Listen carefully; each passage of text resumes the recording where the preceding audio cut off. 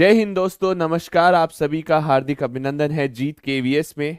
और मैं सौरभ शर्मा आप सभी के समक्ष आज की पहली क्लास, पहला आज का सेशन है पर्यावरण के ऊपर, एनवायरनमेंट के ऊपर। और आप सबका हार्दिक स्वागत है। Harish Kumar, Rakesh, Saumya, Soniram, Nishi, Kanika, Madhu, Deepak, Nisha, welcome everyone to the class of Jeet KVS. ये क्लास इंपॉर्टेंट क्यों है, ये क्लास महत्वपूर्ण क्यों है? ये वो सेक्शन है जहां पर केवीएस से संबंधित सबसे ज्यादा कंफ्यूजन है।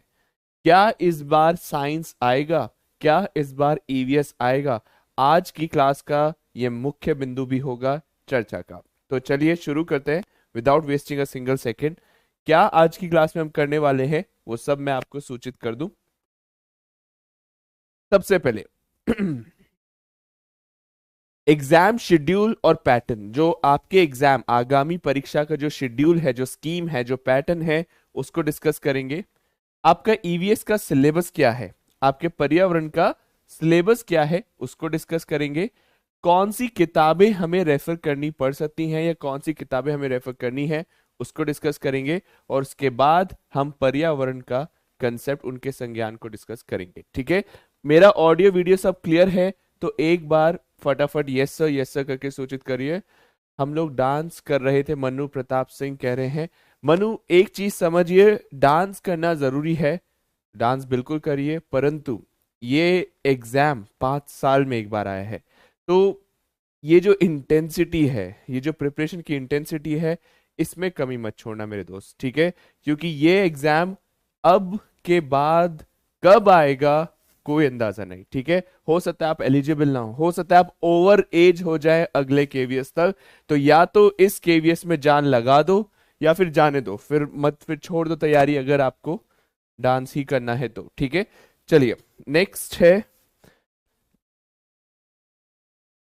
कुछ बातें नोट करनी है, कुछ बातें यहां पे नोट करनी है। केवीएस में सिलेक्शन किस आधार पे होगा? ठीक है, तो आपका एक रिटन एग्जाम है और रिटन एग्जाम के साथ डेमो और इंटरव्यू है। ठीक है, तो आपका जो रिटन एग्जामिनेशन है वो आपको पता होना चाहिए। उस रिटन एग्जामिनेशन में कितने सेक्शंस हैं? उस रिटन एग्जामिनेशन में 80 मार्क्स का सब्जेक्ट कंसर्न्ड पार्ट है, सब्जेक्ट कंसर्न्ड।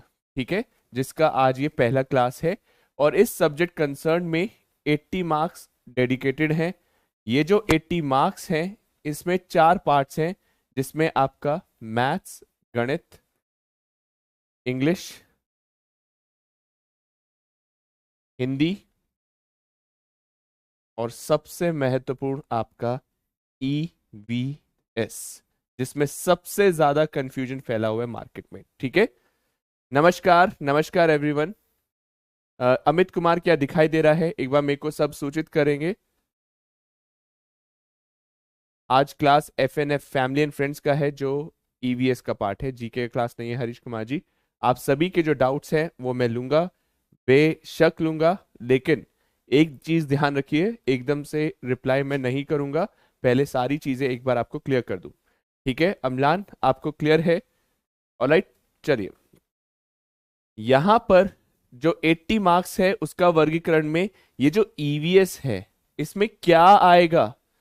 बहुत कंफ्यूजन है। इस क्लास के माध्यम से इस कंफ्यूजन को पहले दूर करिएगा, ये ईवीएस में आएगा क्या। ठीक है, उसके बाद ये रिटन एग्जामिनेशन है, टोटल मार्क्स कितने हैं? 80। और जो आपका इंटरव्यू है, इंटरव्यू आपका 30 मार्क्स का है। और जो आपका डेमो है, डेमो भी आपका 30 मार्क्स का है। और इनका जो रेशियो आएगा वो भी 30 मार्क्स का रेशियो है। और यहां से जो रेशियो है आपका 240 वाले क्वेश्चन, 240 का जो ये टोटल है, 180 का जो रिटर्न है और 60 का ये है। ठीक है, तो आपको रिटर्न में बहुत ज्यादा मेहनत करनी है, क्योंकि रिटर्न का जो रेशियो है वो 70 है। और रिटर्न में ही डिसाइड हो जाएगा कि इस बार नौकरी मिलने वाली है या नहीं, या फिर काफी क्लोज फाइट रहेगा। तो रिटर्न में मैक्सिमम मेहनत करनी है, ताकि इंटरव्यू में एक आधी चीज ऊपर नीचे हो भी गई तो आपको यहां पर पछताना ना पड़े, सिलेक्शन फिर भी आपका सुनिश्चित हो जाए। ठीक है, तो ईवीएस हम शुरू करने जा रहे हैं। बफरिंग बहुत हो रही है, क्या बफरिंग का महसूस हो रहा है आपको? हसन मोहम्मद कह रहे कि बफरिंग हो रही है, एक बार मेरे को बफरिंग के ऊपर बताइएगा, ठीक है। वंदना कह रही है एक 1 ईयर, वंदना अभी भी आप अप्लाई के ऊपर ही बात कर रहे हो, अभी तक क्या आप अप्लाई नहीं कर पाए हो? हम्म, बिल्कुल यहाँ पे ध्यान रखिए। तो 1 ईयर बीएड वाले, अगर आपका बीएड डिग्री है, कंप्लीट है, तो कर सकते हैं, नहीं तो नहीं कर सकते हैं। ये सिंपल सा पहले ही नोटिफिकेशन में बता दिया गया था।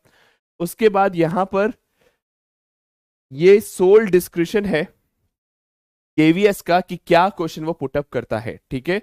तो कंप्यूटर बेस्ड आपका इस बार एग्जामिनेशन है ऑनलाइन, और ऑनलाइन जो एग्जामिनेशन है उसके साथ आपकी प्रैक्टिस होना बहुत जरूरी है, क्योंकि 180 क्वेश्चन करने हैं 180 मिनट में।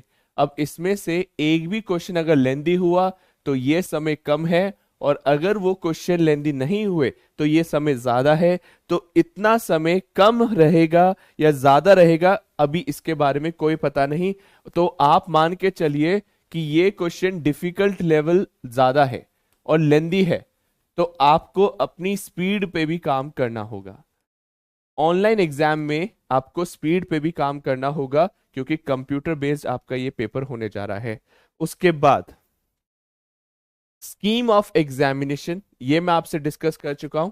आपको ईवीएस में कितने क्वेश्चन आएंगे? अब ये एक डाउट ये है कि इन 80 मार्क्स में से 20 20 20 या 20 होगा, या 10 10 20 और 40 होगा, ठीक है। ये वाला सेक्शन मैंने ईवीएस को दिया है।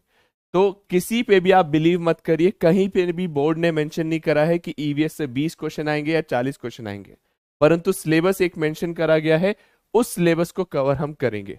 और वो सिलेबस बन गया है भूल भुलैया, वो सिलेबस सबसे ज्यादा कंफ्यूजन की जड़ है, ठीक है।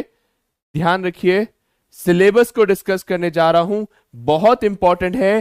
प्लीज अपने पेन पेपर लेके बैठेगा, क्या चीज आपको करनी है, क्या नहीं करना है। कृतिका पांडे कह रहे सीटेट में जो ईवीएस आए थे वही आएगा क्या? ऐसे ही, यही तो भ्रांति आपको गलत आपको सही करनी है, ठीक है। तो इसलिए इस चीज को समझ लीजिए, आपके एग्जाम में क्या आएगा और क्या नहीं आएगा। आज सारे कंफ्यूजन को दूर कर लेते हैं, ठीक है। इस कंफ्यूजन ने बहुत लोगों के सर में दर्द करके रखा हुआ है कि सिलेबस दे दिया है सीटेट वाला, पर एग्जाम है केवीएस का। तो क्या केवीएस में सीटेट का सिलेबस ही पूछा जाएगा? क्या उसी प्रकार क्वेश्चन आएंगे जो सीटेट में आते हैं? तो पहले इसकी जड़ तक जाते हैं, इसकी पृष्ठभूमि तक जाते हैं। साथ ही जो हमारा एनसीएफ 2005 है, एनसीएफ 2005 है, वो क्या बोलता है कि क्लास थर्ड से लेकर, आप सब पीआरटी बनने जा रहे हैं ना, प्राइमरी टीचर, प्राइमरी लेवल कहां से कहां तक होता है? फर्स्ट क्लास से फिफ्थ क्लास तक होता है, ठीक है। और ईवीएस सब्जेक्ट कहां होता है? कक्षा तीसरी से पांचवी में होता है। कक्षा पहली और दूसरी में हम गणित और भाषा के माध्यम से ईवीएस पढ़ाते हैं। सब्जेक्ट कहां होता है? थर्ड फोर्थ में होता है, थर्ड से फिफ्थ में होता है। ये एनसीएफ ये कहता है कि इस ईवीएस के अंदर तीन चीजों का समावेश होगा, तीन चीजों का एकीकरण होगा। सबसे पहले तो आपका सामाजिक विज्ञान, सोशल साइंस, फिर आपकी विज्ञान की अवधारणाएं यानी साइंस, और इन्वायरमेंटल एजुकेशन या पर्यावरणीय विज्ञान, ठीक है।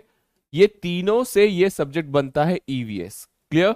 अब आप देखिए, जब मैं डिफिकल्टी लेवल बढ़ाऊंगा, ठीक है, अगर मैं ईवीएस का डिफिकल्टी लेवल बढ़ाता हूं तो मुझे सोशल साइंस के क्वेश्चन भी पूछने होंगे।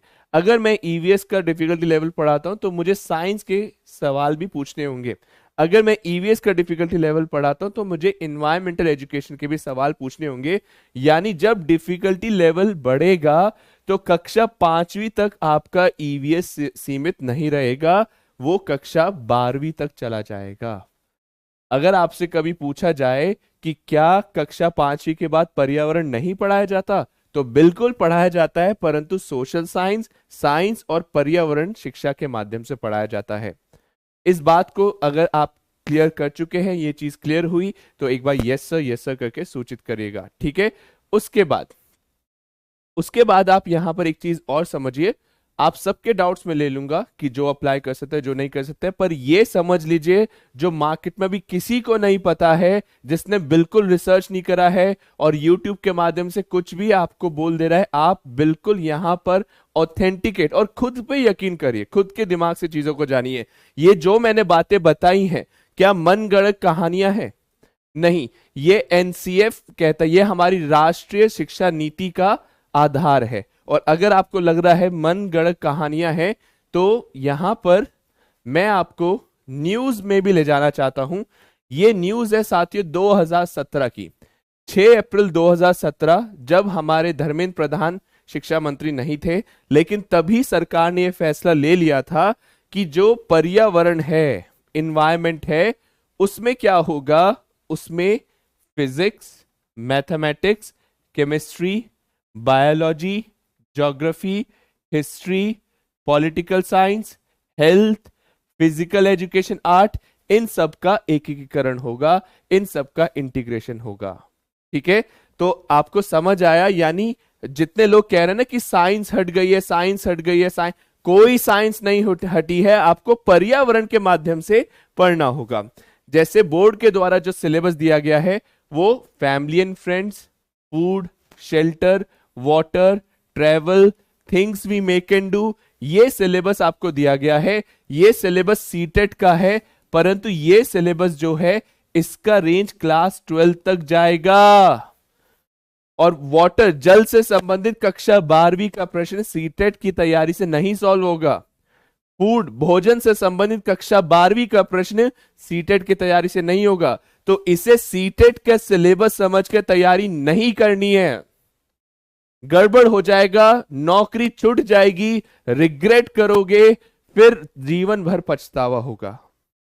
वो पछतावा ना हो इसलिए पहले ही जाग जाओ और अपनी तैयारी को सशक्त करो। कक्षा 12वीं तक के स्तर तक पढ़ना है, ठीक है?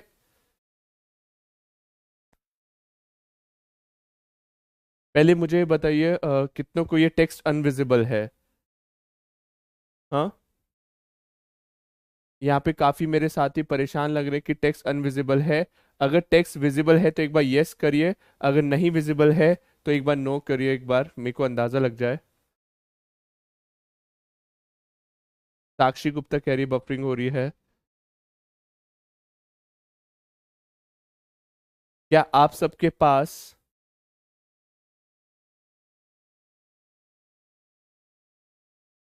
उज्जवल को क्लियर आ रहा है? ठीक है, ठीक है। जीके की क्लास मंडे ट्यूसडे चलेगा, ठीक है? यही मैं बता रहा हूं, फालतू में खुश नहीं होना कि साइंस नहीं है। मैं आपको ये बात प्रूव कर रहा हूं मैं ये नहीं कह रहा हूं कि मेरे पे विश्वास करो, अपने दिमाग पे तो विश्वास करोगे ना। और ये मैं प्रूफ लेके आया हूं क्योंकि आप सब अब बच्चे नहीं हैं, आप सब स्नातक, स्नातकोत्तर, आप सब यहाँ पर सीटेट क्वालिफाइड, आप सब यहाँ पर पढ़े लिखे बुद्धिजीवी लोग हैं। तो ये गहराई समझ पा रहे हो? अगर आप ये सोच के तैयारी करोगे कि साइंस तो पढ़ना ही नहीं है, गलती कर बैठोगे। अगर आप ये सोच के तैयारी करोगे कि सोशल साइंस तो पढ़ना नहीं है, तो भी गलती कर बैठोगे। तो इस हिसाब से आपको कौन से सब्जेक्ट्स पढ़ने हैं, तो इन सभी सब्जेक्ट्स का अवलोकन आपको करना है। और मैं अपने ईवीएस में आपको इन सभी सब्जेक्ट्स का अवलोकन करा रहा हूं। बस क्लास के साथ कंसिस्टेंट रहना है, प्रैक्टिस करनी है, मेहनत करनी है, ठीक है? उस लेवल तक ले जाऊंगा, बेसिक लेवल से, right from the beginning to the highest level, ठीक है? क्लास मिस नहीं करना, ठीक है? अब कौन सी किताबें रेफर करेंगे हम, ठीक है? तो आपको बहुत सारी किताबें मार्केट में मिलेंगी जिसपे लिखा होगा टारगेट केवीएस 2023, बहुत महत्वपूर्ण प्रश्न, एटसेट्रा एटसेट्रा। प्लीज ऐसे छलावे में मत आना। कोई भी किताब अपडेट हो ही नहीं सकती इतनी जल्दी, क्योंकि केवीएस का तो नोटिफिकेशन ही आया है पिछले हफ्ते। तो एक किताब को बनने में भी मोटा मोटा 2.5 से 3 महीने लग जाता है, और 1.5 महीने में भी अगर छाप दिया तो बहुत सारे एरर्स होंगे। तो आप कोई भी किताब अभी नहीं खरीदेंगे जिसपे लिखा हो केवीएस के लिए सबसे उपयुक्त किताब है, नहीं होगी। फिर क्या रेफर करेंगे? सिर्फ और सिर्फ एक ही किताब है जो आप रेफर कर सकते हैं अपने थियोरेटिकल पार्ट को सही करने के लिए, पर्यावरण के लिए। और वो किताब पर्यावरण के लिए कौन सी होगी? एनसीईआरटी। ये जो क्लासेस चलेंगी पूर्ण रूप से एनसीईआरटी आधारित चलेंगी। समझ में आया? यस सर करके एक बार सूचित कर दीजिए। सर कौन सी एनसीईआरटी रेफर करनी है? तो पहले कक्षा छठी से शुरू करेंगे। आपका पर्यावरण तीसरी, चौथी, पांचवी में होता है, तो तीसरी, चौथी, पांचवी की एनसीईआरटी को पढ़ने में अभी समय बर्बाद मत करिए। ऑलरेडी आप सीटेट क्वालिफाइड कर चुके हैं, ऑलरेडी उसका अवलोकन कर चुके हैं। और अगर आपने सीटेट में वो किताबें नहीं भी पढ़ी तो वो चीजें दोबारा से रिपीट होती है कक्षा छठी, सातवीं, आठवीं में। तो आप शुरू करेंगे कक्षा छठी की किताबों से विज्ञान, यहां से आप पढ़ना शुरू कर सकते हैं। क्लियर? उसके बाद कक्षा सातवीं में आता है विज्ञान, वो किताब आप पढ़ना शुरू कर सकते हैं। सर इनको क्या पूरा पढ़ना है? नहीं, आपको 6 थीम दी गई है। परिवार और मित्र, भोजन, जल, यात्रा, आवास, things we make and do, कार्य जो हम करते हैं उनसे संबंधित टॉपिक्स ही पढ़ने हैं। ठीक है? उसके बाद कक्षा आठवीं में भी विज्ञान है, ये किताब भी आपको पढ़नी है। कक्षा 9वीं और 10वीं की किताब अभी नहीं पढ़नी है। 9th और 10th की किताब आप नहीं पढ़ेंगे। फिर जब एक बार साइंस पढ़ लेंगे तो अब आ जाइए सोशल साइंस में। क्या हिस्ट्री साइंस है? यस, हिस्ट्री भी एक साइंस है। सिंधु घाटी सभ्यता जो है वो 4700 वर्ष पुरानी है। कैसे पता? आपको कैसे पता? मुझे कैसे पता? एनसीईआरटी वालों को कैसे पता? रेडियो एक्टिव डेटिंग के माध्यम से, कार्बन डेटिंग के माध्यम से। So history is also science. History का क्वेश्चन भी आपसे पूछा जा सकता है पर्यावरण के माध्यम से। ठीक है? आवर अर्थ, हमारा प्लेनेट, अर्थ के बारे में भी आपसे प्रश्न पूछा जा सकता है पर्यावरण के माध्यम से। और social and political life, civics भी पॉलिटिकल साइंस है। Political science is part of EVS. हमारा लोकतंत्र कैसे चल सकता है, डेमोक्रेसी क्या होता है, यह प्रश्न भी आपसे पूछा जा सकता है पर्यावरण के माध्यम से। फिर आते हैं कक्षा सातवीं में। कक्षा सातवीं में तो अवर एनवायरमेंट करके एक विषय दिया ही हुआ है, ज्योग्राफी के साथ इंटीग्रेट करके। तो भूगोल के साथ इंटीग्रेट करके हमारे पर्यावरण के बारे में बताया हुआ है कक्षा सातवीं में। यह किताब बहुत महत्वपूर्ण है। उसके साथ हमारा हिस्ट्री, सोशल साइंस। तो इनमें भी क्या पूरी पूरी किताबें पढ़नी है? नहीं, पूरी किताबें नहीं पढ़नी है, सेलेक्टिवली पढ़ना है। और अगर आप किताबें अभी नहीं पढ़ सकते, आप जॉब करने वाले हैं, आप कॉलेज गोइंग है या कुछ और व्यस्त हैं, तो बस इन क्लासेस के साथ कंसिस्टेंट रहेंगे। इन सभी किताबों का निचोड़ और जो महत्वपूर्ण प्रश्नावली है वो मैं इस क्लास में मौजूद करूंगा और आपको पेश करूंगा, उनको मत भूलिएगा। ठीक है? उसके बाद फिर आते कक्षा 9th में भी आपका विज्ञान है। ठीक है? फिर लेवल थोड़ा बढ़ाएंगे, कक्षा 10th में भी विज्ञान है, इसके कुछ कंसेप्ट पढ़ने हैं। उसके बाद आपका कक्षा 11वीं, कक्षा 11वीं का फिजिक्स का किताब, भौतिक शास्त्र किताब नहीं पढ़ना है। कक्षा 11वीं का मैथमेटिक्स नहीं पढ़ना है। कक्षा 11वीं का केमिस्ट्री का किताब भी नहीं पढ़ना है, पर बायोलॉजी का किताब बिल्कुल पढ़ना है। ठीक है? क्यों? क्योंकि जो पशुओं हैं, जो हमारे किंगडम क्लासिफिकेशन है, हमारी वनस्पति शास्त्र है, वो सब इंटीग्रेटेड है कक्षा 11वीं की किताब में। फिर आता है कक्षा 12वीं, वेरी इंपॉर्टेंट बुक।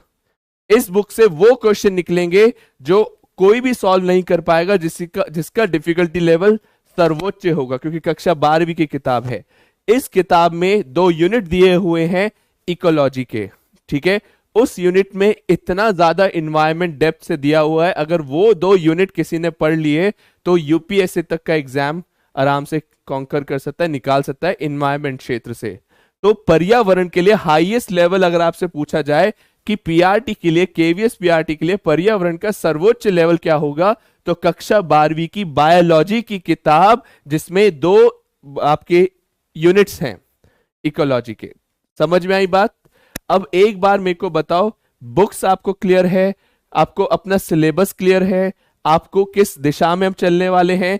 तो आज की क्लास में शुरू करने जा रहा हूं पहले टॉपिक से, जिसका नाम है परिवार और मित्र, फैमिली एंड फ्रेंड्स। रेडी हैं आप सब? एक बार यस सर कर दीजिएगा फटाफट से।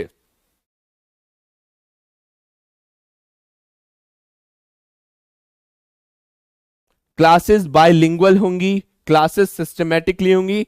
आई will be giving you notes as well, I will be giving you the complete set question as well. ठीक है? तो शुरू करते हैं। जीवों की दुनिया से, या एक तरीके से फैमिली और फ्रेंड्स, इसमें 4 उप विषय हैं। देर आर 4 सब थीम्स, ठीक है। संबंध, रिलेशनशिप, एनिमल्स पशु, प्लांट्स पौधे, वर्क एंड प्ले कार्य और खेल, ठीक है। अगर आपसे पूछा जाए वो कौन सा विषय है या कौन से विषय के 4 उप विषय हैं, तो परिवार और मित्र के 4 उप विषय हैं। तो ये एक डिसइंटीग्रेशन है। आपको अब सीटेट के लेवल पे ये प्रश्न नहीं आएगा, केवीएस में ये प्रश्न नहीं आएगा कि किसके 4 उप विषय हैं, परंतु ये मान लिया गया है कि अब आपको ये जरूर पता है कि परिवार और मित्र के 4 उप विषय हैं। तो इसी प्रकार हमारी क्लासेस चलेंगी, ठीक है। अब यहां पर शुरुआत करते हैं चंपा और कालीचरण की कहानी से। मेरी क्लास शुरुआत होगी एक भयंकर मगर प्यारी कहानी, जो है चंपा और कालीचरण की कहानी। तो एक गांव में चंपा थी। चंपा और कालीचरण, इन दोनों में प्रेम हुआ, ठीक है। फिर विवाह हुए, और कालीचरण दिखने में थोड़े वियर्ड थे, थोड़े अच्छे नहीं लगते थे, परंतु प्यार अंधा होता है, आप जानते हैं। चंपा को इनसे प्रेम हुआ और फिर विवाह हो गया, ठीक है। विवाह होने के बाद चंपा और कालीचरण की जब शादी हुई तो फिर बाद में बच्चे हुए। अब क्योंकि कालीचरण का चेहरा ऐसा था और चंपा के भी चेहरे पे स्कार थे। स्कार आप जानते हैं, ऐसे निशान जो नहीं जाते हैं, ठीक है। तो जब इनका विवाह हुआ, आगे बच्चे हुए, तो प्रश्न ये आता है कि जो संतान है उन्हें विरासत में कितने प्रतिशत निशान यानी स्कार मिलेंगे। जो इनकी संतानें होंगी, जो इनके बच्चे होंगे, उन्हें विरासत में कितने प्रतिशत मिलेंगे? 50% मिलेंगे, क्योंकि बच्चे पापा पे जाते हैं या कालीचरण पे जाएंगे। 40% मिलेंगे क्योंकि बच्चे अक्सर मम्मी लोग पे जाते हैं, मदर पे जाते हैं। या 45% मिलेंगे कि बच्चे माता पिता दोनों पे जाते हैं। तो एवरेज निकाल लिया, या 0% मिलेंगे। ये आपको बताना है। फटाफट से इसका उत्तर करिए। ज्योत्सना, मनसूस, खुशबू, बहुत बढ़िया, मनु प्रताप सिंह, निशा सिंह। हम आज की क्लास शुरू करने जा रहे हैं इस प्रश्न से, क्योंकि ये एक मेथोडोलॉजी है कि हर टॉपिक को उसके प्रश्न से शुरू करो ताकि वो टॉपिक की गहराई समझ आए। तो यहां पर आप सबका उत्तर आ गया है, और आप सभी के उत्तर में एक विविधता देखी जा रही है, एक डाइवर्सिटी देखी जा रही है, और इसका सही उत्तर होगा डी, 0%, ठीक है। सर कैसे? तो आज हम इसी के इर्द गिर्द बात करने वाले हैं। तो शुरुआत होती है कहां से?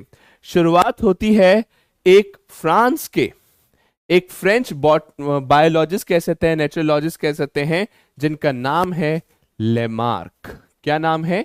लेमार्क। लेमार्क 1744 से लेकर 1829 के बीच में कहते हैं कि हमारे शरीर के अंदर जो बदलाव होते हैं वो अगली पीढ़ी में पारित होते हैं, ठीक है। इन्होंने एक थियरी दी है जिसका नाम है theory of inheritance of acquired characters. यानी एक्वायर्ड का मतलब होता है जो मैं पर्यावरण से अधिग्रहण करता हूं जिनका। तो अधिग्रहित पात्रों का विरासत का सिद्धांत किन्होंने दिया? पहला प्रश्न तो आप उत्तर देंगे लेमार्क ने, ठीक है। इस थियरी में क्या कहा गया? इस थियरी में यह कहा गया कि हमारी बॉडी में जो सेल्स होती हैं, हमारी शरीर की जो कोशिकाएं होती हैं, उनमें जो बदलाव होते हैं वो अगली पीढ़ी में पारित करे जाते हैं, ठीक है। तो इनसे क्वेश्चनिंग हुई। इन लेमार्क भाई साहब से पूछा कि ये आप किस आधार पे कह रहे हैं, how you are telling this, ठीक है। तो यहां पर उन्होंने कई उदाहरण दिए। उन्होंने उदाहरण दिया जिराफ का। जिराफ आपने सबने देखा होगा कि जिराफ जब ऊंची ऊंचाइयों पर लगी पत्तियों को खाने की कोशिश करता है, तो उस प्रयास में, उस प्रयत्न में उसकी गर्दन के जो नर्वस टिश्यू हैं वो इतने बढ़ गए, इतनी लंबे हो गए कि अब अगली पीढ़ी तक जिराफ की जो नेक है, जो गर्दन है, वो ऊंची ऊंची लंबी लंबी होती गई, ठीक है। और आज भी आप देखो जिराफ जो है वो, शुरुआती दौर के जो जिराफ थे उनकी गर्दन इतनी बड़ी नहीं थी, पर आज के जो जिराफ हैं उनकी गर्दन बढ़ती गई, बढ़ती गई, बढ़ती गई। तो जो उन्हें बदलाव मिले, जो उन्होंने कैरेक्टर्स को एक्वायर करा, वो नेक्स्ट जनरेशन में पास हो गए। पहला पॉइंट उन्होंने ये दिया, पहला एग्जाम्पल उन्होंने ये दिया। लोग सेटिस्फाई नहीं हुए, ठीक है, संतुष्ट नहीं हुए। फिर उन्होंने दूसरा उदाहरण दिया लोहार का, ब्लैक स्मिथ। तो एक लोहार की आपने सुना है, 100 सुनार की एक लोहार की, ये कहावत सुनी है कि नहीं सुनी है? तो लोहार का जो प्रैक्टिस होता है डेली, लोहार का जो डेली काम होता है कि लोहे को उसको चोट मार मार के एक आकृति देना, एक शेप देना, जिसकी वजह से लोहार के जो मसल्स होते हैं ना, लोहार के जो मसल्स होते हैं वो स्ट्रांग हो जाते हैं। आप किसी लोहार से पंजा लड़ाएंगे, आप किसी लोहार से दो दो हाथ करेंगे तो मात खा सकते हैं। क्यों? क्योंकि वो रोज प्रैक्टिस कर रहा है, रोज हैमरिंग कर रहा है, जिसकी वजह से उसकी जो मसल्स हैं वो स्ट्रांग हो गई हैं। ठीक है। तीसरा एग्जाम्पल इसी से संबंधित है। आप जल्दी से कमेंट करके बताइए, आप राइटी हैं या लेफ्टी हैं? आप राइट हैंड से लिखते हैं या लेफ्ट हैंड से लिखते हैं? बताइए फटाफट। यस, फटाफट से बताइए।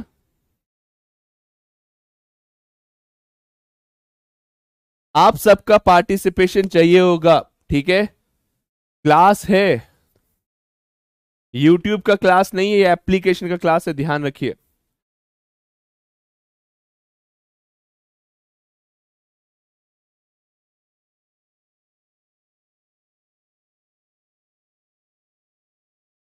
तो आप सब बोल रहे हैं राइट और लेफ्ट। तो जब भगवान ने आपको दोनों हाथ समान अवस्था में दिए हैं, तो मैं राइट से या लेफ्ट से ही क्यों लिख पाता हूं? मैं ज्यादा वजन राइट से या लेफ्ट से ही क्यों उठा पाता हूं? क्योंकि बचपन से मैंने उस ऑर्गन पर, मैंने उस अंग पर ज्यादा मेहनत करी है, उसका ज्यादा उपयोग करा है। तो लेमार्क यहां पर यह भी कह रहे हैं, जो अंग आप ज्यादा इस्तेमाल करोगे वो आपका स्ट्रांग होता जाएगा, उसका विकासवाद ज्यादा होता जाएगा, उसका एवोल्यूशन ज्यादा होता जाएगा। और जो अंग आप कम इस्तेमाल कर रहे हैं वो समय रहते डीजनरेट होता जाएगा। सर डीजनरेट का भी कोई एग्जांपल दीजिए। डीजनरेट का मतलब वो कम विकसित, कम विकसित, कम कम कम कम होते हुए और शायद विलुप्त ही हो जाए। ठीक है। जैसे आपको पता है हमारे अंदर कुछ ऐसे ऑर्गन्स हैं जिनका कोई काम नहीं है, ठीक है। इन्हें हम किस नाम से जानते हैं? वेस्टिजियल ऑर्गन्स, ठीक है। वेस्टिजियल ऑर्गन्स हैं जिनका कोई काम नहीं, पर प्राचीन काल में काम होता था। वेस्टिजियल ऑर्गन्स क्या होते हैं इसके बारे में बाद में बताऊंगा। पहले इस पक्षी को पहचानिए। ये कौन सा पक्षी है, जरा कमेंट करके बताइए। ये कौन सा पक्षी है? प्रभात कह रहे हैं eat left hand, writing right hand. Prabhat कह रहे हैं मैं खाता उल्टे हाथ से हूं, लिखता सीधे हाथ से हूं। ठीक है भाई। कान के बाहर वाला मनु प्रताप ये वाला बता रहे, हाँ ओके। अवशेषी अंग, बहुत बढ़िया उज्जवल। अपेंडिक्स बिल्कुल सही है, अपेंडिक्स हमारा है, गुड। हमारा निक्टेटिंग मेम्ब्रेन है। हमारा अक्कल दांत मोलार जो है, थर्ड मोलार किसी काम का नहीं है। तो ये है शुतुरमुर्ग, ये है ऑस्ट्रिच, ठीक है। जो इनके एंसेस्टर्स थे, एंसेस्टर यानी जो इनके बाप दादा थे, इनके जो पूर्वज थे, वो बहुत ज्यादा समर्थ थे उड़ने में, वो बहुत अच्छी फ्लाइट लेते थे। परंतु हुआ क्या कि जब वो फ्लाइट लेते तो उनके पास खाने की भरमार हो गई। एक समय में शुतुरमुर्ग के पास इतना खाना था, इतना खाना था कि वो नीचे बैठ के खाने लगा। तो काफी लंबे समय तक शुतुरमुर्ग को उड़ने की आवश्यकता ही नहीं हुई, क्योंकि उसके पास खाने की भरमार थी। और जब ऐसा होता गया, ऐसा होता गया, तो वो उड़ना ही भूल गया, या उसकी उड़ने की क्षमता वक्त के साथ रहते रहते कम हो गई। तो ये कुछ ऐसे उदाहरण हैं जिनके आधार पर लेमार्क क्या कह रहे हैं? लेमार्क ये कह रहे हैं कि बॉडी सेल्स में होने वाले बदलाव अगली पीढ़ी में पारित किए जाते हैं। इस पूरी प्रक्रिया को हम क्या नाम देते हैं साथियों? लेमार्किज्म। क्या नाम देते हैं? लेमार्किज्म। ये विकासवाद के सिद्धांत की पहली थियोरी थी। ये फर्स्ट थियोरी थी इवोल्यूशन का, फर्स्ट थियोरी ऑफ इवोल्यूशन, विकासवाद की पहला सिद्धांत था ये। पर क्या ये सही है साथियों? क्या ये पूर्ण रूप से सही है?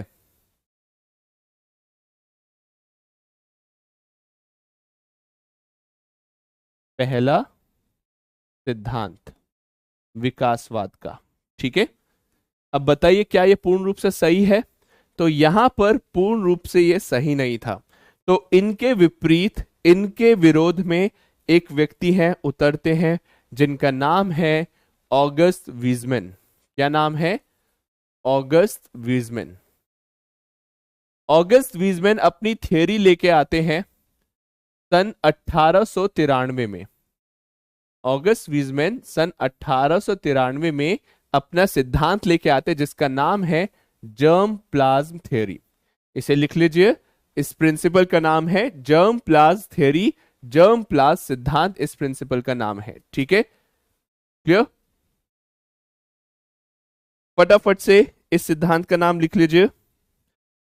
ये जर्मन बायोलॉजिस्ट थे, इनका नाम था ऑगस्ट वीजमैन। कहां के थे? जर्मनी के थे। और ये क्या करते हैं? ये एक एक्सपेरिमेंट करते हैं। क्या करते हैं? एक शोध प्रक्रिया करते हैं, एक एक्सपेरिमेंट करते हैं। और एक्सपेरिमेंट करते हैं चूहे पे। किस पे करते हैं? चूहे भाई साहब पे। ये एक चूहा पकड़ते हैं, उसे पहले एक चीज खिलाते हैं, ठीक है, लालच देते हैं कि चीज खा ले। जब वो आ जाता है तो ये कैंची लेकर उसकी पूंछ को, उसकी टेल को कट कर देते हैं, ठीक है। फिर कट करने के बाद ये मेटिंग प्रोसेस होता है, नए उस पूंछ कटे चूहे के बच्चे पैदा होते हैं और उसे स्टडी करते हैं, ठीक है। नेक्स्ट स्टेज में उसे स्टडी करते हैं और स्टडी करने के बाद देखते हैं कि अगले जो इसके संतान है, इसके जो बच्चे हैं, उसकी पूंछ आई है या उसकी पूंछ कटी है, ये वो स्टडी करते हैं। तो ऐसे कर कर उन्होंने 22 वंशों तक, 22 जनरेशन तक पूंछ काटते रहे और स्टडी करते रहे, पूंछ काटते रहे और स्टडी करते रहे, पूंछ काटते रहे और स्टडी करते रहे। लेकिन कभी भी ऐसा चूहा पैदा नहीं हुआ जिसकी पूंछ ना हो। हर बार एक नया चूहा पैदा होता था और उसकी हमेशा पूंछ होती थी। There was never a tailless rat या माइस वॉज नेवर बॉर्न। मतलब पूंछ कटा चूहा कभी पैदा नहीं हुआ। और इस शोध के आधार पर, इस प्रिंसिपल के आधार पर, इस एक्सपेरिमेंट के आधार पर वो लेमार्क की थ्योरी को चैलेंज कर रहे हैं कि आपकी थ्योरी गलत है। यदि किसी व्यक्ति का हाथ कट जाए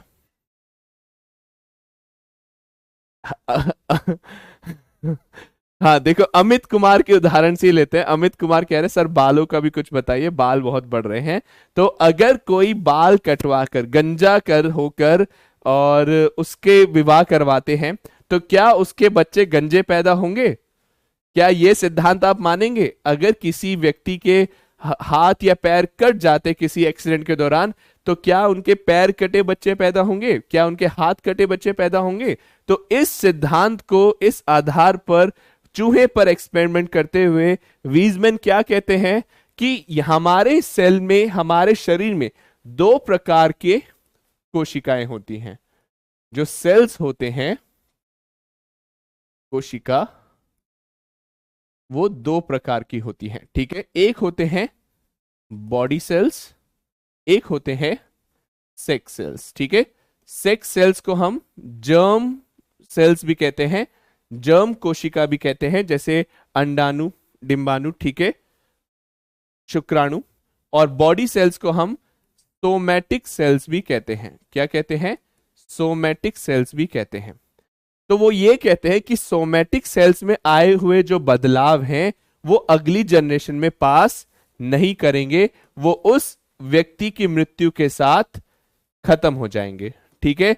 परंतु जो बदलाव सेक्स सेल्स में आएंगे, जो जर्म सेल्स में बदलाव आएंगे, वो बदलाव अगली जनरेशन में पास कर जाएंगे, ठीक है, वो अगली जनरेशन में जा सकते हैं। तो हर तरह के बदलाव अगले वंश में, अगले जनरेशन में नहीं जा रहे हैं। जैसे आपने देखा होगा किसी फैमिली में बाल झड़ जाते हैं, ठीक है। क्या आपने कभी देखा है कोई ऐसी महिला जिसके आधे बाल अच्छा, मुन्ना भाई एमबीबीएस मूवी देखी है आपने? मुन्ना भाई एमबीबीएस, मुन्ना भाई एमबीबीएस में एक डीन था, ठीक है, और वो जो डीन था उसके आधे बाल थे आधे नहीं थे। ये अगर आपने ऑब्जर्व करा हो, यहां तक उसके बाल थे और यहां से वो बॉल्ड है, गंजा है, ठीक है, क्लियर? ये डीन है मुन्ना भाई एमबीबीएस का। कभी ऐसी कोई महिला देखी है आपने जिसके बाल आधे झड़ रहे हों? अगर आपने कुछ पुरुष देखे होंगे तो कुछ पुरुषों के कान पे ऐसे बाल निकल रहे होते हैं, ठीक है, अगर मैं कान की बात करूं, हेयरी ईयर्स कहते हैं, ऐसे बाल उनके निकल रहे होते हैं। क्या कोई महिला देखी है जिसके कान पे ऐसे बाल निकल रहे हैं? नहीं। क्यों? क्योंकि ये सारी जो चेंजेस है, जो बदलाव है, ये वाई क्रोमोसोम लिंक्ड है, ठीक है। और क्या महिलाओं में वाई क्रोमोसोम पाया जाता है? नहीं पाया जाता। महिलाओं में तो एक्स क्रोमोसोम पाया जाता है, तो महिलाओं में ये बदलाव होंगे ही नहीं। समझ में आया? एक बार yes sir yes sir yes sir करके बताइए फटाफट से। तो यहां पर सोमैटिक पूछ रहे हैं कि सोमैटिक सेल्स क्या होते हैं, तो हमारे शरीर के बॉडी सेल्स को कहा जाता है, मस्कुलर सेल्स को कहा जाता है सोमैटिक सेल्स, ठीक है, सोमैटिक कोशिका। और सेक्स सेल्स और जर्म सेल्स में क्या आ जाएंगे? इसमें आ जाएंगे आपके शुक्राणु, स्पर्म सेल्स, ठीक है, ओवम, ओवम अंडाणु। समझ में आया डिफरेंस? एक बार बता दीजिए। तो हमारे शरीर में कौन से वाले बदलाव जाते हैं? जो सेक्स सेल्स में बदलाव होते हैं वही जाते हैं। ये बात सबको क्लियर है या नहीं? क्या जर्म प्लाज्म थ्योरी क्लियर है या नहीं? क्वेश्चन एग्जाम में क्या बनेगा? जर्म प्लाज्म थ्योरी किसने दिया? तो ऑगस्ट वीजमैन ने दिया। जर्म प्लाज्म थ्योरी के अनुसार कौन सी कोशिकाओं में बदलाव पास नहीं करते हैं, पारित नहीं होते अगले वंश में? तो सोमैटिक बॉडी सेल्स के बदलाव पास नहीं करते। अगर लोहार है और लोहार का बेटा डॉक्टर बन गया तो उसकी जो आर्म है, उसकी जो मस्कल है वो उतनी स्ट्रांग नहीं होगी। अगर कोई पहलवान है तो पहलवान का बेटा पहलवान ही बनेगा, ये जरूरी नहीं है। क्लियर? तो ये दो थ्योरी चल रही थी और इन्होंने रिजेक्ट कर दिया। वीजमैन ने लेमार्किज्म को सिरे से निकाल दिया और लेमार्किज्म को रिजेक्ट कर दिया। तो अगर आपसे पूछा जाए वो कौन से विज्ञान थे जिन्होंने लेमार्किज्म या लेमार्क के सिद्धांत को रिजेक्ट कर दिया, तो आप उत्तर क्या देंगे? आप उत्तर देंगे ऑगस्ट वीजमैन थे। क्लियर? कुलदीप मेघवाल कह रहे हैं महिलाएं बाल उगने नहीं देते ऐसे। अरे ये तो आज की बात हो गई ना, आप जो वो मेकअप वाले उसमें जा रही है, स्टीरियोटाइपिक थिंकिंग पे जो आप जा रहे हो। पर मैं प्राचीन काल से बता रहा हूं, मतलब आज से 700-800 साल, 1000 साल या प्राचीन काल में भी महिलाओं के बाल ऐसे नहीं झड़ते थे, ठीक है। चलिए आगे चलते हैं। अब आता है अगला थ्योरी जिसका नाम है ओरिजिन ऑफ स्पीशीज। तो अगली थ्योरी में स्टार्ट करने जा रहा हूं एक क्वेश्चन से। ये किताब किसने लिखी है? ओरिजिन ऑफ स्पीशीज नामक किताब किनके द्वारा लिखी गई है, ये आपको बताना है फटाफट। या स्मृति श्री पत्र से somatic cells division also includes in, या डेफिनेटली, ठीक है। कहने का मतलब यह है कि मैं या कोई भी इंसान, कोई भी ह्यूमन अपनी लाइफ में जो भी इन्वायरमेंटल चेंजेस को एक्वायर करेगा वो उसकी डेथ के साथ खत्म हो जाएंगे, ठीक है। जैसे कि अगर कोई पर्सन है वो ड्रास्टिक कंडीशन में रहता है, वो हानिकारक पर्यावरण परिवेश में रहता है, तो उसके जो पुत्र हैं वो ऐसे ही पैदा होंगे, ऐसा जरूरी नहीं है, ठीक है। बहुत बढ़िया। ये चार्ल्स डार्विन के द्वारा लिखी गई है, चार्ल्स डार्विन। और चार्ल्स डार्विन ने दिया है theory of evolution, theory of evolution. ये क्वेश्चन आता है चार्ल्स डार्विन ने कौन सा सिद्धांत दिया है, तो आप बोलेंगे विकासवाद का सिद्धांत, विकासवाद का सिद्धांत। समझ में आया? ठीक है, चलें आगे। ये है चार्ल्स डार्विन भाई साहब। इन्होंने जो स्टडी करा है वो अपनी फिंचेस पे करा है, ठीक है। फिंचेस की चोंच पे इन्होंने स्टडी करा है। डार्विन फिंचेस उन्हें कहा जाता था, इनकी कहानी भी बताऊंगा। बीक पर स्टडी करा है और अगर यहाँ पर वो इमेज हुआ तो मैं आपको समझा पाऊं। फिर किस प्रकार डायनासोर, देखो आज डायनासोर नहीं है पर डायनासोर के टाइम की स्पीशीज कुछ यहां पर हैं। जैसे क्रोकोडाइल डायनासोर के समय से हैं, 20 करोड़ वर्षों से क्रोकोडाइल्स पृथ्वी पर हैं। तो because of evolution, because of विकासवाद। ठीक है, तो क्या इवोल्यूशन सही है? क्या विकासवाद जीवन के लिए सही है? तो आंसर है यस, सही इसलिए है क्योंकि इससे जो है हमारा क्या होता है, जीवन चलता रहता है।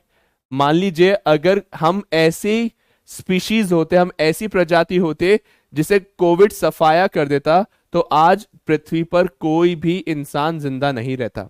हम इवॉल्व कर गए, हम विकासवाद कर गए, तो जीवन चल रहा है। ठीक है, अब बंदर से एक होमो इरेक्टस बनता है। होमो इरेक्टस क्या है? वो प्रजाति जब इंसान ने 2 पैरों पे चलना शुरू करा। आप लोग क्या हैं? आप लोग होमोसेपियंस हैं। क्या हैं? होमोसेपियंस। होमोसेपियंस वो है जो कपड़े पहनता है, जो सिविलाइज मैन है, जो केवीएस की तैयारी करता है, जो जॉब के लिए, एंट्रेंस के लिए प्रतिस्पर्धा करता है, वो होमोसेपियंस है। क्या हर होमो इरेक्टस होमोसेपियंस होगा? नहीं। ठीक है, तो इनमें से कौन सी स्पीशी होमोसेपियंस है? होमो इरेक्टस है, तो ये वाली स्पीशी होमो इरेक्टस मानी जाएगी, जो सबसे बाद वाली है। ठीक है, ये भी होमो इरेक्टस नहीं है, ये भी नहीं है, ये भी नहीं है। होमो इरेक्टस सबसे बाद वाली स्पीशी है। और इसके बाद इन्हें नेक्स्ट इनका जो टारगेट है वो यही है कि केवीएस को क्रैक करना है, 2023 के केवीएस को क्रैक करना है। ये इस टारगेट के साथ चल रहे हैं, आप उसी श्रेणी में है। क्लियर? तो यहां पर थियरी ऑफ इवोल्यूशन 2 सिद्धांतों पे आधारित है। ठीक है, उसे जरा जान लीजिए। थियरी ऑफ इवोल्यूशन ये कहता है कि सर्वाइवल ऑफ फिटेस्ट। ठीक है, सर्वाइवल ऑफ फिटेस्ट। अब ये फिट का मतलब क्या है? फिटेस्ट कौन है बताइए जरा। मैं आप सबसे पूछना चाहूंगा फिट वर्ड का मीनिंग क्या है, फटाफट से बताइए। सर हम बंदर से रिलेटेड नहीं हैं। बिल्कुल, फिट वर्ड का मीनिंग आपको बताना है क्या है। तो यहां पर जब फिट की बात करी जाएगी तो खली की बात नहीं करी जाएगी, खली की तरह, या कोई रेसलर हो, कोई एथलीट हो, फिजिकली फिट नहीं। यहां पर जब फिटनेस की बात करी जाएगी तो रिप्रोडक्टिवली फिट, रिप्रोडक्टिवली यानी प्रजनन के आधार पे कौन फिट है, प्रजनन के आधार पे। तो आप में से कितने लोग कहते हैं कि इंसान बंदरों से बने हैं? अधिकांश लोग कहते हैं कि इंसानों का विकासवाद बंदरों से हुआ है। ठीक है, तो अगर इंसानों का विकासवाद बंदरों से हुआ है तो आज बंदर क्यों है? ये बंदर इंसान क्यों नहीं बने, या ये बंदर इंसान कब बनेंगे? तो इस थियरी पे भी काफी क्वेश्चन मार्क है कि इंसान जो है वो बंदरों से बना है, तो सही ये विकासवाद की तरफ नहीं जाता है। तो इसलिए बाद में जाकर नियो डार्विनिज्म और नियो लेमार्किज्म आया। तो डार्विन का थियरी भी पूरा सही नहीं था कई मायनों में। अब यहां पर आपको 2 चीजें जो ध्यान रखनी है, सर्वाइवल ऑफ फिटेस्ट यानी जो फिट रहेगा वो सर्वाइव रहेगा, और नेचुरल सिलेक्शन। नेचुरल सिलेक्शन यानी प्राकृतिक चयन। नेचुरल सिलेक्शन ये कहता है कि प्रकृति जो है वो बेस्ट का या फिट का चयन करती है, और वो फिट कौन सा होगा? जो सबसे स्ट्रांग होगा वो फिट होगा? नहीं, जो प्रकृति के दृष्टिकोण में स्ट्रांग है। ठीक है, जिसमें जीने की ज्यादा क्षमता है। और आप ऐसे मान लीजिए जब एक डॉग या बिच कह सकते हैं, एक डॉग या बिच या फीमेल डॉग जब बच्चों को जन्म देती है तो 12 से 13 बच्चे पैदा होते हैं, लेकिन उनमें से सरवाइव कितने कर पाते हैं? क्या उनमें से सबसे स्ट्रांग बच्चा ही सरवाइव कर पाता है? नहीं। मान लीजिए एक सबसे स्ट्रांग बच्चा है और वो सड़क पे जा रहा है, एक कार के नीचे आ गया तो डेथ हो गई। तो फिट क्या है? प्रकृति की नजर में फिट वो है जिसमें जीने की ज्यादा क्षमता है, उसी का सिलेक्शन करती है प्रकृति। ठीक है, नेचुरल सिलेक्शन। तो इन दोनों पे आधार है। डार्विन ने इसको कैसे स्टडी करा? डार्विन ने बीक्स के आधार पे से स्टडी करा। ठीक है, और देखा कि अलग अलग फिंचेस को अलग अलग क्षेत्रों में देखा, तो किसी की पतली है, शार्प है, किसी की मोटी बीक है, किसी की और मोटी है, किसी की बीक पे फर आ गया। फर कैसे आ गया? क्योंकि वो ठंडे प्रदेश में रहते थे, they were living in extreme cold conditions, hence they developed a fur over their beaks, ठीक है। और फूड हैबिट्स के आधार पे भी यहां पर बीक डेवलप हो गया। क्लियर? तो डार्विन ने इस तरफ इशारा करा। क्लियर? तो who wrote origin of species, अगर ये उत्तर आए तो चार्ल्स डार्विन है, ठीक है। अगर आपसे पूछा जाए कि डार्विन ने किस पर स्टडी करा, तो close relationship between species and their environment, ठीक है। मैं यहां पे लिख देता हूं, डार्विन का आधार क्या है? क्लोज रिलेशनशिप बिटवीन, अब इसके बाद मैं आपके डाउट्स ले लेता हूं, ठीक है, बिटवीन स्पीशी एंड एनवायरमेंट, ठीक है। यानी प्रजाति और पर्यावरण के बीच में जो संबंध है और करीबी जो संबंध है, उसके आधार पर उन्होंने विकासवाद रचा। समझ में आया? ठीक है। Yes, it's my question always confuse who can add itself in its environment, समायोजन कर लेता है एनवायरनमेंट। बहुत बढ़िया निशी, बहुत बढ़िया निशा शर्मा। जो संघर्ष करता है वो जीवित रहता है, बहुत बढ़िया लता जोशी। तो सिलेक्शन किसका होगा? फिट कौन है केवीएस के लिए? जिसके पापा केवीएस में टीचर है, जिसकी मम्मी केवीएस में टीचर है, वो ही केवीएस को क्रैक कर सकता है। ऐसा फिट, उसे फिट मानेंगे क्या? जिसके पापा कलेक्टर हैं, जिसकी मम्मी कलेक्टर हैं, उसी के बच्चे कलेक्टर बनेंगे, उसे फिट मानेंगे क्या? तो इस आधार पे तो कभी कोई कलेक्टर बन ही नहीं पाएगा आईएएस लॉबी के अलावा। समझ में आई बात? तो जो संघर्ष करता है, जो नेचुरली सेलेक्ट होता है, जो फिट है, वो होगा। बिल्कुल ठीक है। तो अब आता है, इस क्वेश्चन का आंसर करिए सब। लिविंग और नॉन लिविंग के बीच में कनेक्टिंग लिंक कौन सा है? ठीक है, एक लिविंग यानी जीवित और एक अजीवित, नॉन लिविंग, अजीवित के बीच में एक जोड़ी का काम कौन करता है, एक कड़ी का काम कौन करता है? ठीक है, आपको बताना है एक कड़ी का काम कौन करता है, कौन से जीव, कौन से, किसको बोला जाता है? उत्तर करें। बहुत बढ़िया प्रियम वादा पांडे, बहुत बढ़िया, बहुत बढ़िया जया मिश्रा, बहुत ही बढ़िया साबिया, बहुत ही बढ़िया हनिया, उत्कर्ष बिल्कुल सही है। तो वो बोलते हैं हम वायरस, वो किसे बोलते हैं हम? विषाणु। ठीक है, अब बताइए किस परिवार का हिस्सा है विषाणु? विषाणु किस किंगडम का हिस्सा है? देखते कौन बता पाता है। अभी बिहार गवर्नमेंट में हूं, am I fit for KVS?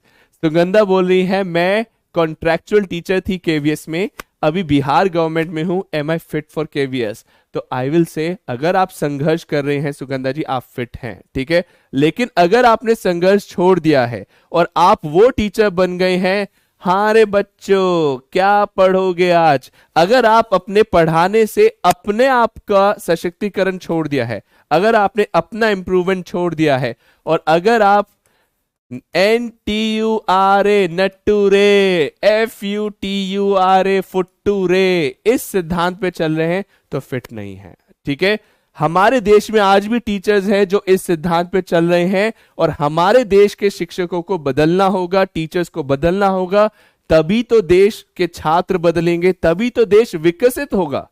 कितने लंबे आपने सोचा है, हम इतने बड़े अंतराल से, इतने लंबे समय से देख रहे हैं कि हमारा देश डेवलपिंग है, विकासशील है।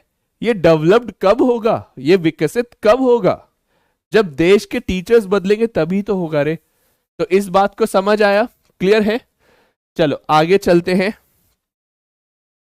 तो वायरस जो है वो किसी परिवार का हिस्सा नहीं है, ठीक है, एक तरीके से उसे हम नहीं इंक्लूड करते, क्योंकि ये कभी जीवित रहता है, कभी अजीवित रहता है। और इस बार आप जानते हैं कि एक वायरस ने बहुत परेशान किया, जिसका नाम है कोरोना। ठीक है, कोरोना वायरस ने 2-3 वर्षों तक बहुत ज्यादा परेशान किया, और चाइना में तो अभी भी परेशान कर रहा है। इससे एग्जाम में प्रश्न बनेगा। एक बीमारी आई जिसका नाम है कोविड-19। ठीक है, कोविड-19 का पूर्ण रूप क्या है? Corona virus disease 19। से अभिप्राय क्या है? ये वर्ष 2019 में आया। ठीक है, और यहां पर ध्यान रखिए, कोरोना शब्द का मतलब क्या है? कोरोना शब्द का मतलब जिसका कॉर्नर पे क्राउन लगा हो, क्राउन लाइक स्ट्रक्चर हो। अगर आपसे पूछा जाए कोरोना का आकृति कैसा है, तो क्राउन लाइक स्ट्रक्चर होता है कोरोना का, और जो उसे मदद करता है सतह पर रहने के लिए, सतह पर टिकने के लिए, और सतह पर टिक गया तो ये फैलाव ज्यादा करेगा।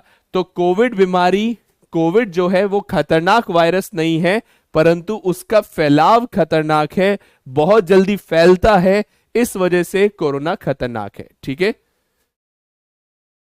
क्लियर?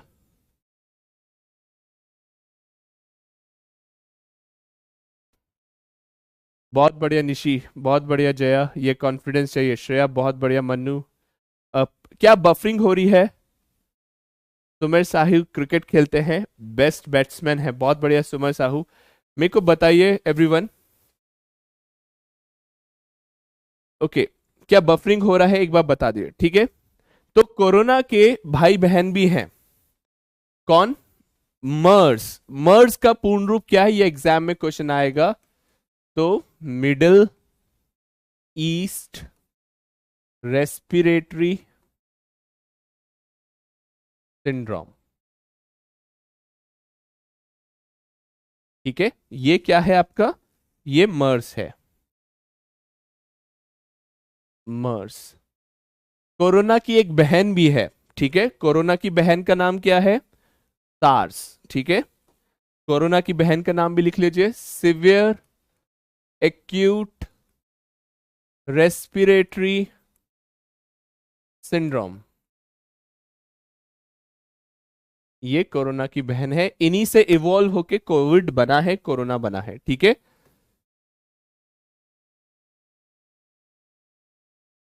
क्लियर? तो अगर आपसे पूछा जाए कि किस ग्रुप में कोविड को डाला जाए या कोरोना को डाला जाए, तो सार्स और मर्स के ग्रुप में हम डालेंगे। ठीक है, क्लियर है? कोरोना शुरुआती दौर में इसका वेक्टर क्या है? अगर मैं आपसे पूछूं कि जो मलेरिया है वो किससे होता है, तो आप बोलोगे मच्छर के काटने से। नो, मच्छर के काटने से फैलता है, वो उसका वेक्टर है। मलेरिया होता है प्रोटोजोआ से। ठीक है, इसी प्रकार वेक्टर कौन है मलेरिया का? तो आप बोलोगे फीमेल एनोफिलिस, मादा एनोफिलिस से फैलता है। डेंगू मच्छर, डेंगू का मच्छर कौन सा वेक्टर है? कौन सा मच्छर वेक्टर है? तो आप बोलोगे एडिस इजिप्टी, एडिस इजिप्टी से वो फैलता है। तो कोविड जो है शुरुआती दौर में किससे फैला? शुरुआती दौर में किससे फैला? तो एक जानवर है जिसका नाम है पेंगोलिन। किससे फैला? Pangolin, pangolin. क्लियर?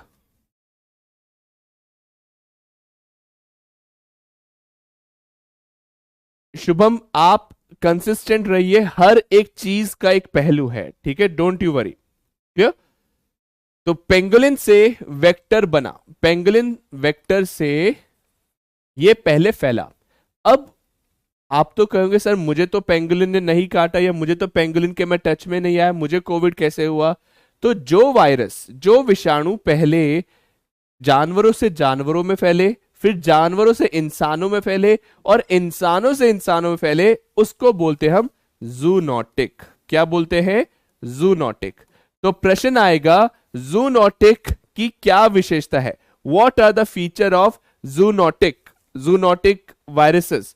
तो जो पहले ह्यूमंस में फैले या एनिमल्स में फैले, और फिर ह्यूमन से ह्यूमन और एनिमल से एनिमल में फैल रहा है, उसे हम जूनोटिक बोलते हैं। ठीक है, तो ये पेंगुलिन जानवर है जिससे आपका कोविड जो है शुरुआती दौर में फैला। स्केली एंट ईटर्स, ये मकोड़ों को खाते हैं। ठीक है, ये किसको खाते हैं? ये कीड़े मकोड़ों को खाते हैं या चींटियों को खाते हैं, और स्केली एंट ईटर्स भी इन्हें बोलते हैं। क्लियर? कोविड वायरस कहां से, उसका एपिसेंटर कहां था, कहां से शुरू हुआ? तो वुहान से शुरू हुआ था। वुहान में एक सी फूड मार्केट है जिसका नाम है हुनान सी फूड मार्केट। ठीक है, और जूनोटिक ये नेचर में है, और यहीं से पूरे विश्व में फैला है। ठीक है, चलो ये कुछ एक्स्ट्रा नॉलेज है जो आपको ध्यान रखनी है। क्लियर है? अब वापस से आते हैं अपने कनेक्टिंग लिंक पे। ठीक है, अगर मैं आपसे पूछूं कि लिविंग और नॉन लिविंग में कनेक्टिंग लिंक आपने बता दिया, अब बताओ पौधों और जानवरों में, ये दो थीम है हमारे परिवार और मित्र की, जानवर और पौधे। लेकिन आपको पता है जानवर और पौधों में भी एक कनेक्टिंग लिंक है, एक कड़ी है। तो जानवर और पौधों में कनेक्टिंग लिंक किसे कहते हैं? फटाफट से बताइए, जानवर और पौधों में कनेक्टिंग लिंक किसे कहते हैं? हाँ श्रेया, चमगादड़ से, चमगादड़ वो कहा गया बैट से फैला है, सांपों से फैला है। तो बेसिकली यहां से शुरू, पेंगुलिन से शुरू हुआ, फिर चमगादड़ों में गया। बहुत बढ़िया निशी, साबिया। तो ये कहते हम युगलिना को, इसे युगलिना। ये भी प्रश्न बनता है आपके एग्जाम में, युगलिना। ठीक है, इसे कैसे आप कनेक्टिंग लिंक कह सकते हैं? तो युगलिना क्या होगा? एक ऐसा सा क्रिएचर। अब देखो जानवरों की विशेषता क्या होती है? जानवरों की विशेषता है कि वो इधर से उधर मूवमेंट करते रहते हैं, घूमते रहते हैं। ठीक है, तो ये है फ्लैजेला। युगलिना के पास फ्लैजेला है, जिससे वो क्या करता है? मूवमेंट करता है। क्या करता है? मूवमेंट करता है। क्लियर? और इसके पास एक हरे रंग का पिगमेंट भी है। ये पिगमेंट कौन सा है? क्लोरोफिल। तो क्लोरोफिल का होना किसकी विशेषता है? Having chlorophyll is feature of plants और एनिमल्स। तो ये पौधों की विशेषता है। क्लोरोफिल नामक यहां पे इनके पास रंग है, ये कलर्ड पिगमेंट है, तो ये पौधों की विशेषता है। तो ध्यान रखिए जो युगलेना है ये कनेक्टिंग लिंक है बिटवीन प्लांट्स एंड एनिमल्स। युगलेना एक जानवर और पौधों के बीच में एक कड़ी है, इसे आप नोट कर लीजिएगा। ठीक है, उसके बाद एक प्रश्न है आज की क्लास का, जबरदस्त प्रश्न है और इसे ध्यान से अटेम्प्ट करना। फिर मैं क्लास को एंड करूंगा, लेकिन पहले आप सब इसे ध्यान से अटेम्प्ट करो। ठीक है, जेनेटिक्स जो होता है ये किसकी स्टडी है? डीएनए का, हेरिडिटी का, जीन का या वेरिएशन का? ये तो हो गए आपके चार स्टेटमेंट्स। ऑप्शंस आपके ये हैं, ऑप्शंस आपके ये हैं। ठीक है, तो जेनेटिक्स जो है वो डीएनए, वंशागति, जीन या परिवर्तन, इनमें से किसका स्टडी बोला जाता है, किसका अध्ययन बोला जाता है? तो ऑप्शन आपका ये है, करिए उत्तर।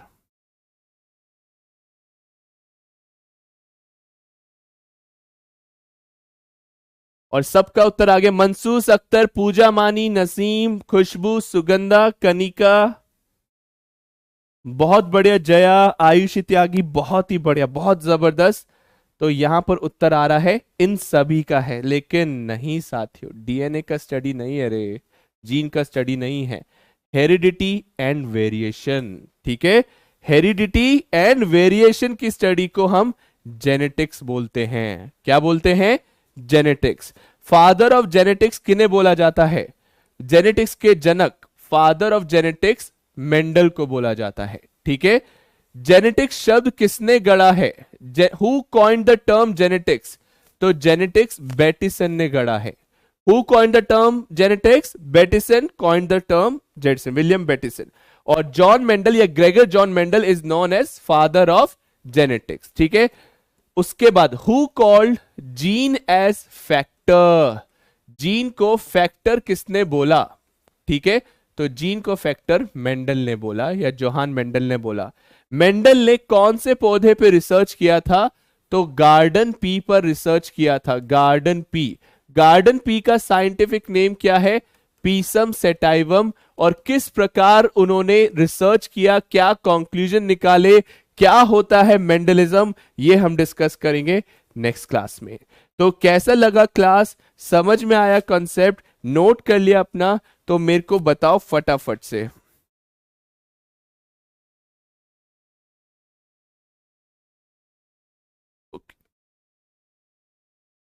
ठीक है, तो जल्दी से आप सब बहुत बढ़िया। तो हम नेक्स्ट क्लास में यहां से कंटिन्यू करेंगे साथियों। अब आपकी नेक्स्ट क्लास है 6 बजे से, और अब मैं इजाजत लेता हूं। मैं सौरभ शर्मा आपको नेक्स्ट क्लास में बताऊंगा। ठीक है, जय हिंद, जय भारत, टेक केयर।